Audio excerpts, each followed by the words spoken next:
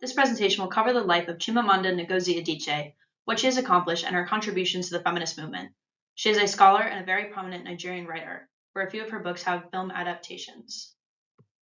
Adichie was born in Enugu, Nigeria on September 15, 1977. Both of her parents worked at the University of Nigeria, Nsukka, where her mother was the first female registrar and her father was a professor, prompting her to grow up on campus. Adichie's formal education began here with her studying medicine and pharmacy for a year until she transferred to the United States. She enrolled in Drexel University in Philadelphia while pursuing a communications and political science degree. She finished her bachelor's degree in Windham, Connecticut at Eastern Connecticut State University in 2001 to be close to her sister, who ran a medical practice in that area. Adichie completed her master's degree in creative writing in Maryland at Johns Hopkins University in 2003.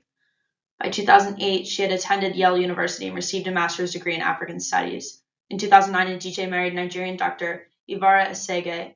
They had a daughter together in 2016, who they had mostly kept private. Adichie felt there was the stigma to perform pregnancy, so to avoid judgment, she decided to keep the pregnancy a secret, not just from the media, but some friends and family as well. Adichie's primary focus in feminism is the equality of men and women and the diminishment of gender roles. She wants to live in a world where toxic masculinity is non-existent and anyone can be unapologetically feminine. I thought these 3 quotes from Adichie really encompass her beliefs. We make girls feel as being born female, they're already guilty of something. The problem with gender is that it prescribes how we should be rather than recognizing how we are. I want to be respected in all of my femaleness because I deserve to be. Purple Hibiscus was Adichie's first novel and was published in 2003. It focuses on a Nigerian family looking for freedom from tyranny. There are major concepts of feminism, like the tendency of men to dehumanize women and the overall interpretation of African feminism. Adichie focuses on the ideal African woman, which is someone who is silenced, victimized, brutalized, and is seen as a good woman who tolerates men. The main character, Kambili, is a 15-year-old girl who faces all of these issues, in particular from her father, but the idea of radical feminism is introduced into the novel and used to gain freedom by resorting to violence. Adichie illustrates the flow between African and radical feminism and how even wishing to stay peaceful, you can succumb to the violence, but they can also interlock and complement one another when fighting dehumanization. Dear Ijawele, A Feminist Manifesto and 15 Suggestions, was published in 2017. This book was written for a friend when Adichie was asked how to raise a feminist daughter.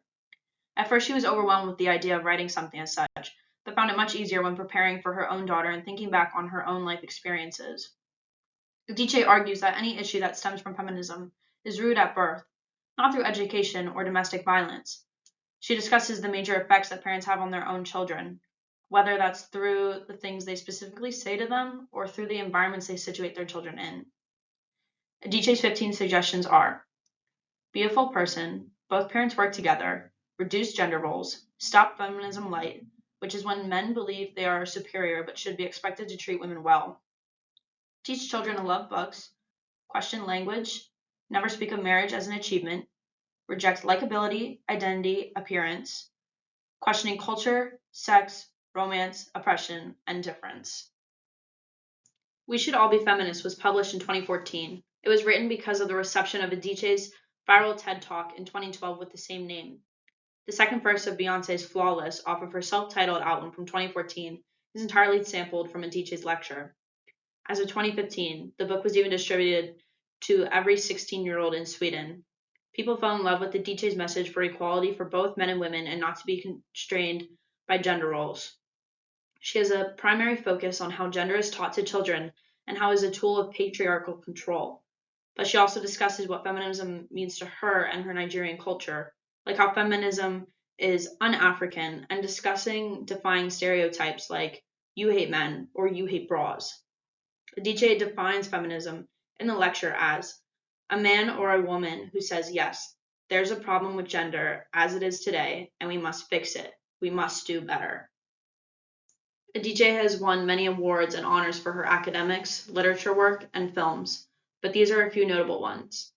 Purple Hibiscus won the Commonwealth Writers' Prize in 2005 for Best First Book.